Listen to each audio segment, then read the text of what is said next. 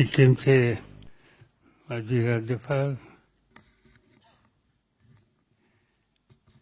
आणि आयुष्यातला उमेदीचा काळ ज्यांनी पुण्यामध्ये घालवला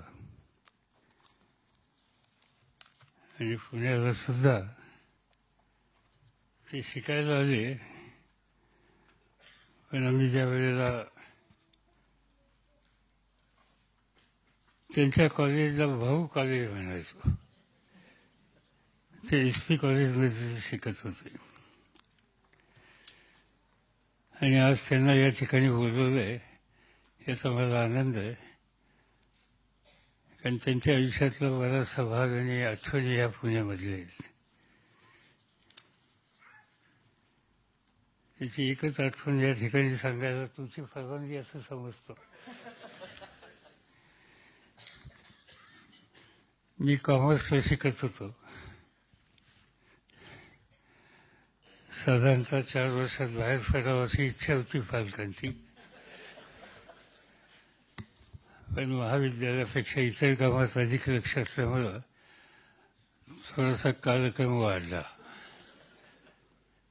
आणि त्याच काळामध्ये श्री श्रीनिवास पाटील हे SP शिकत होते आणि नंतर पोस्ट ग्रॅज्युएशन त्यांनी पुणे विद्यापीठामध्ये केलं. कॉमर्स कॉलेज मला माहिती नाही, साधारणतः 58-59च्या काळातलं कॉमर्स कॉलेज आपल्यापैकी कोणाला माहीत असेल तर ही सोसायटी एकच डेक्कन एज्युकेशन सोसायटी. राहायची व्यवस्था आमची फर्ग्युसन कॉलेजमध्ये असायची, हॉस्टेल तिथं होतं आणि डोंगराच्या इकडच्या बाजूला BMCC आणि BMCCमध्ये 98% मुलांचा भरणा असायचा आणि साधारणतः 2%च्या आसपास मुली असायच्या. त्यामुळे साहजिकच आम्हा सगळ्यांचं लक्ष अधिक फर्ग्युसनकडे असायचं. आणि आणखीन एक अडचण होती की आम्ही सगळे खेड्यापाड्यातून आलेली मुलं आणि कॉमर्स कॉलेजला थोड्या बहुत ज्या मुली असायच्या त्या प्रामुख्याने कॅम्पमधून आलेल्या असायच्या, पारशी, ख्रिश्चन, आणि त्यामुळे त्यांच्याशी इंग्रजीत बोलायला लागायचं आणि त्यामुळे हा आपला मार्गच नव्हे असं समजून आम्ही बाहेरच जास्त हिंडायचो. आणि साहजिकच फर्ग्युसनपेक्षाही SP कॉलेज या दृष्टीनं अधिक उपयुक्त होतं. एक दिवशी संध्याकाळी SP कॉलेजला मी आणि श्रीनिवास पाटील अलका टॉकीजच्या बाजूला निघालो आणि रस्त्याने जात असताना त्यांच्या कॉलेजमधली एक मुलगी ती सायकलवरनं चालली होती आणि आम्ही दोघं फुटपाथच्या एका बाजूने जात असताना कोणीतरी तिच्या सायकलला पाठीमागं हात लावला आणि सायकल थांबवण्याचा प्रयत्न केला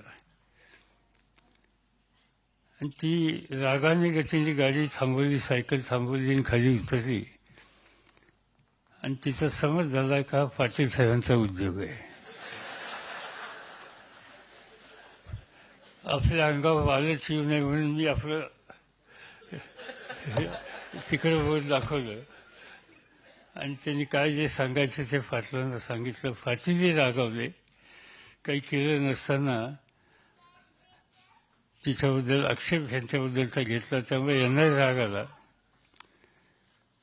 आणि ती मुलगी त्यांच्याच वर्गातली होती आणि नृत्याच्या संदर्भात, शास्त्रीय नृत्याच्या संदर्भात पुणे विद्यापीठात ती पहिली आलेली होती. पाटलांनी ती ज्यावेळी त्यांच्याशी बोलली त्यावेळी सांगितलं की असले उद्योग मी करत नसतो, हे नाचणाऱ्याचं काम आहे. नाचणाऱ्याचं काम म्हणल्याच्या नंतर त्यांनी आणखीन काहीतरी सुनावलं, नाचायला सुद्धा अक्कल लागते. आता हे सगळं ऐकलं आमचा पाटील विचारला आणि सांगितलं की नाचायला सुद्धा अक्कल लागते हे काय मला सहन होत नाही, आपण नृत्य शिकायचं. मी म्हणलं आपण म्हणजे आदरार्थी बहुवचन का तुमच्याबद्दल सांगताय?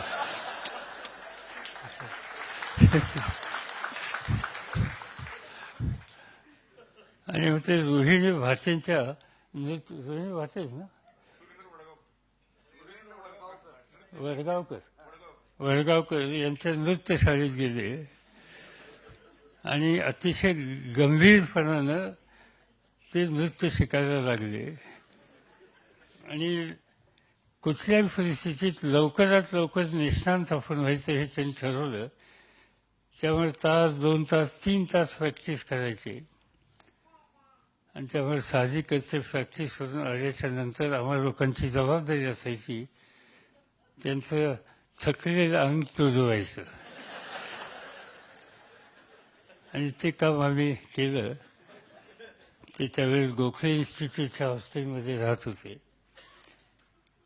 आणि नंतर त्यांनी त्या क्षेत्रामध्ये आपलं नाव कमवलं आणि नंतर पुणे विद्यापीठाने असं सांगितलं की आंतरविद्यापीठामध्ये पुण्याचं प्रतिनिधित्व विद्यापीठाचं करायचं असेल तर ती मुलगी आणि हे दोघंही निष्णांत आहेत, तर या दोघांनी मिळून भारतीय नृत्य पद्धतीच्या संबंधीचा एक नृत्याचा कार्यक्रम करावा आणि तो कार्यक्रम त्यांनी करायला बसवला आणि आंतरविद्यापीठामध्ये पुणे विद्यापीठाला यांच्या कार्यक्रमाला सुवर्णपदक मिळालं.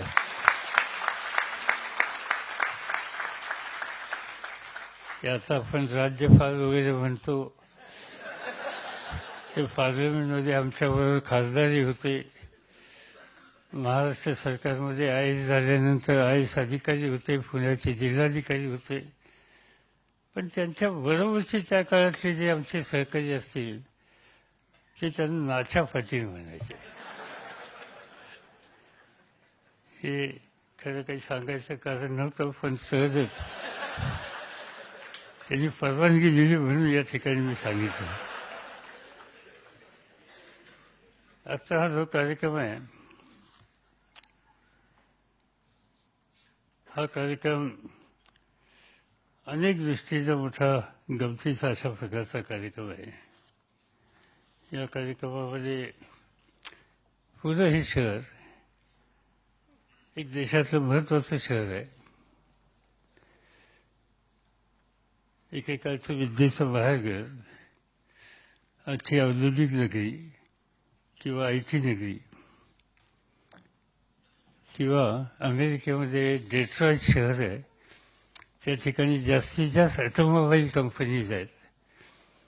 तसं हिंदुस्थानातलं पुण्याला डेट्रॉईट म्हणून ओळखलं जातं आणि देशाच्या संरक्षण व्यवस्थेमध्ये अतिशय महत्त्वाची कामगिरी वेगवेगळ्या पद्धतीनं करणारं हे पुणे शहर आहे. या शहरामध्ये प्रचंड बदल झाले, त्याचा उल्लेख सुरुवातीला त्यांनी या ठिकाणी केला. त्यांनी सांगताना सांगितलं की मी परदेशात 30-32 देशामध्ये गेलो आणि त्या देशामध्ये कुठं गेल्याच्या नंतर एखादी गोष्ट त्यांनी पाहिली की त्यांना असं वाटायचं की ही गोष्ट आपण पुण्यात केली पाहिजे आणि ते त्यांनी भाष्य या ठिकाणी केलं. मी त्यांना विचारलं नंतर की तुमचं नक्की गाव कोणतं आहे? ते म्हणजे माझं पुणेचं आहे. मला आश्चर्य वाटलं, कारण कुठेही जगात गेल्याच्या नंतर काही जगात पाहिल्याच्या नंतर आपल्या पुण्यात हे असलं पाहिजे असं पुणेकर कधी म्हणत नाही. पुणेकर म्हणतो ह्या याच्यापेक्षा आमच्याकडे चांगलं आहे. आणि हे म्हणायच्याऐवजी ते असं म्हणले, याचा अर्थ पुन्हा एकदा तपासावं लागेल की ते नक्की पुणेकर होते. या पुण्याच्या आठवणी अनेक गोष्टी सांगता येतील. मी काही त्याच्याबद्दल बोलणार नाही, कारण सुधीर गाडगे नंतर ताबा घेणार आहेत. पण मला अनेक गोष्टी या ठिकाणच्या जोडून पाहायला मिळाल्या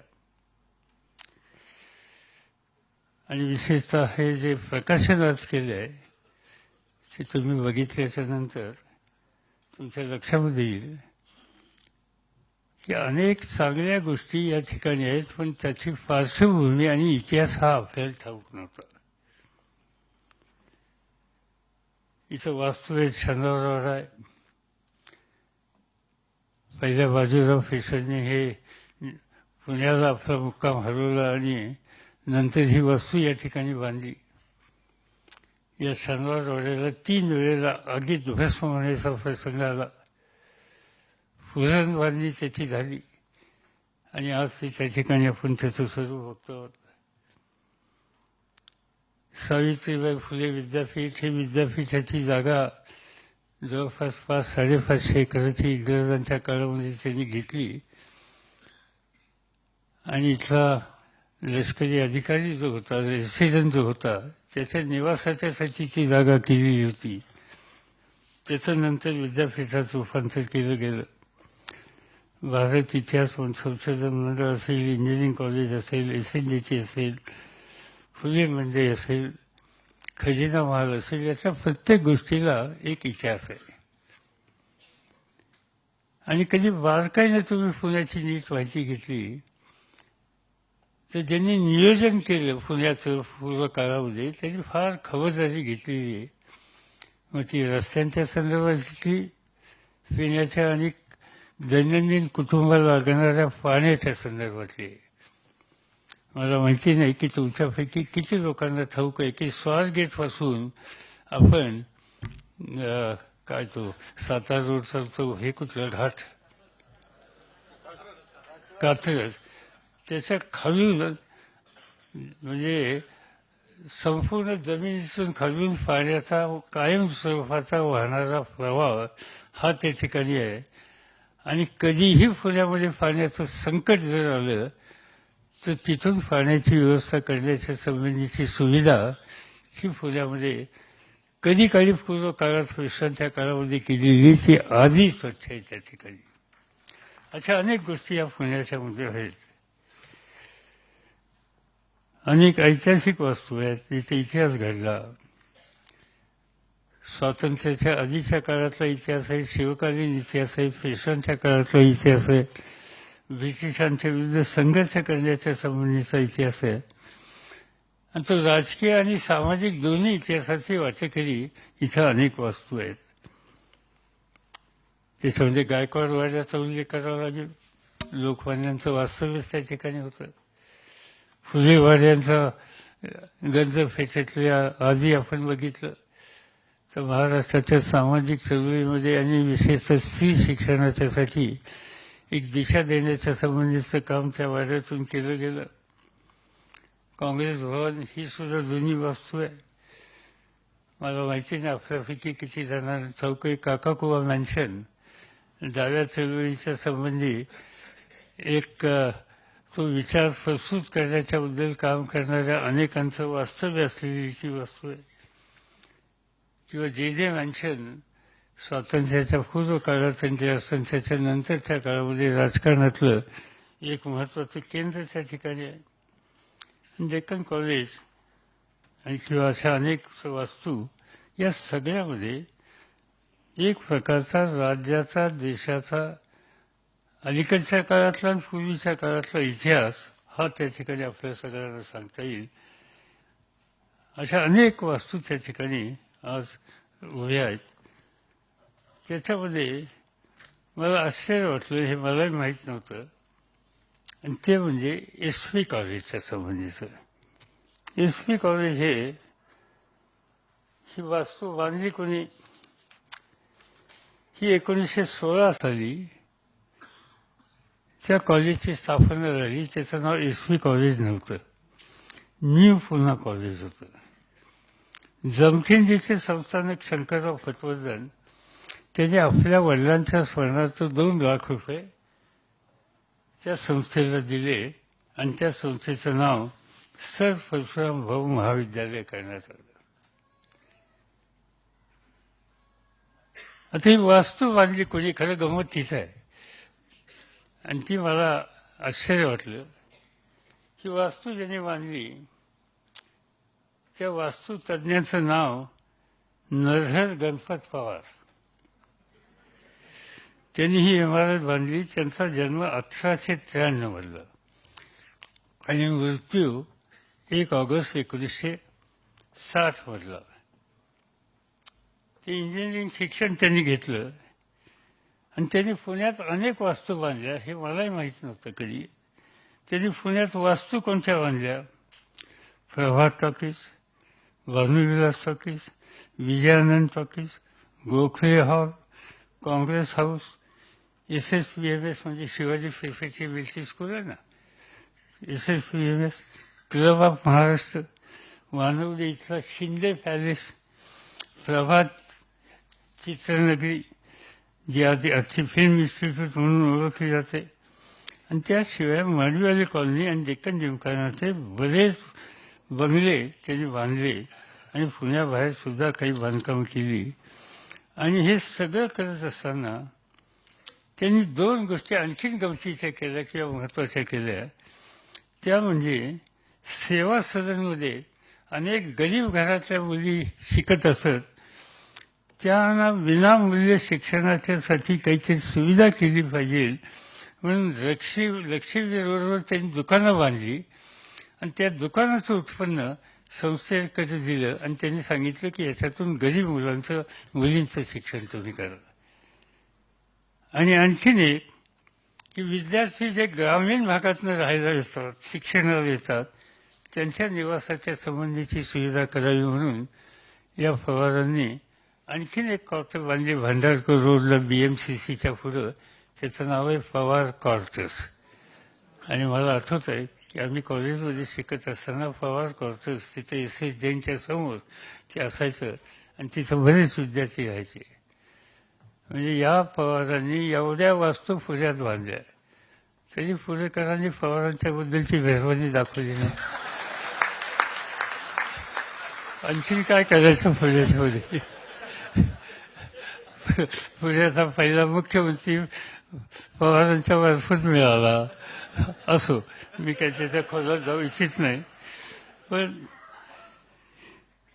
यांनी आश्चर्य आहे की या व्यक्तीने इतकं मोठं वेगवेगळ्या क्षेत्रातलं बांधकाम पुण्यामध्ये केलं, हे त्याचं फार मोठं योगदान आहे. आणि हे अनेक पुणेकरांनाच काय, पण मला स्वतःला सुद्धा हे माहीत नव्हतं. ही गोष्ट मला या ठिकाणी सांगावीशी वाटली. अच्छा, कारण त्यांच्याकडूनच ही माहिती मिळाली असं त्याच्यात लिहिलेलं. आणि म्हणून मला आनंद आहे की त्यांनी हे मोठं काम केलं. त्याची नोंद पुणेकरांनी खऱ्या अर्थानं घेण्याच्याबद्दलची गरज आहे. आठवणी वगैरे काय सांगायचे आता ते विचारतील सांगेल, पण माझ्या आठवणी काही फारशा नाहीत त्याच्यामध्ये. पानशेची आठवण नक्की लक्षात आहे. पण फुटलेलं होतं, वाताहत झालेली होती. आणि आमचे एक फिजिकल एज्युकेशनचे शिक्षक होते RG खानीवाले, अतिशय सज्जन घरस्त. त्यांचं घर वाहून गेलं होतं. आम्ही त्यांच्या घरी गेलो. भरभक्कम घरस्त, पण असा अस्वस्थ झालेला. आणि ते घर वाहून गेल्याचं काही नाही. सर अतिशय दुःखी होते. आम्ही म्हणजे झालं काय सर, आपण परत बघायचे म्हणजे घर जाऊन दे, सामान जाऊन दे. पण जर्मनीला ऑलिम्पिकला भारताच्या वतीनं त्यांनी प्रतिनिधित्व केलं होतं आणि त्यांना आर्चरीमध्ये पदक मिळालं होतं. ते पदक वाहून गेले तर त्यांना दुःख होतं. माझं सगळं घर गेलं तर चालेल, पण भारताला मिळालेलं पहिलं पदक त्या ठिकाणी गेलं. त्यामुळे हे ग्रस्त अक्षरशः ओक्साबोक्षी रडण्यासारख्या परिस्थितीत जाऊन पोचलेली होती. आणि ती आठवण मला पानशेची ही कायमची आहे. आणि पानशेच्या नंतर महाविद्यालय शिक्षणात शेवटच्या काळामध्ये पुन्हा उभं करण्याचं होतं म्हणून काँग्रेसने सगळं वर्वेंना त्यावेळेला उमेदवारी दिलेली होती. आणि आम्ही सगळेजण वर्वेंचं काम करत होतो. हा सगळा मतदारसंघ त्यांचा होता. घरोघर जात होतो. मला आठवत आहे आता डेक्कन जिमखाना आणि या सगळ्या भागातलं मतदार म्हणजे जाणकार मतदार. तिथं सहजासहजी कोणाला मत मागितल्याच्या नंतर सहज मत मिळेल अशी अवस्था नसते.